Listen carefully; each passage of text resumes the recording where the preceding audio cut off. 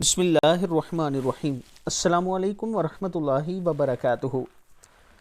عابد راجہ channel کی طرف سے آج میں اپنے دوستوں کو رسول اللہ صلی اللہ علیہ وآلہ وسلم کا ایک فرمان سناؤں گا۔ امام سے پہلے رکوع اور سجدہ کرنا۔ حضرت ابو ہریرہ رضی اللہ تعالیٰ عنہ فرماتے ہیں کہ رسول اللہ صلی اللہ علیہ وآلہ وسلم نے فرمایا، جو شخص امام سے پہلے اپنا سر اٹھاتا ہے، کیا وہ اس بات سے نہیں ڈرتا کہ اللہ تعالیٰ اس کے سر کو گدھے کے سر سے بدل دیں، یعنی گدھے کی طرح اس کو بے وقوف بنا دیں اور آخرت میں وہ گدھے کی طرح اٹھے۔ اور یہ عادت بہت سے لوگوں میں عام ہے، یعنی جب امام صاحب آگے نماز پڑھا رہے ہوتے ہیں تو ان سے پہلے رکوع میں بھی اٹھ جانا، یا رکوع میں چلے جانا، یا سجدے میں ان سے پہلے چلے جانا، یا ان سے پہلے اٹھ جانا۔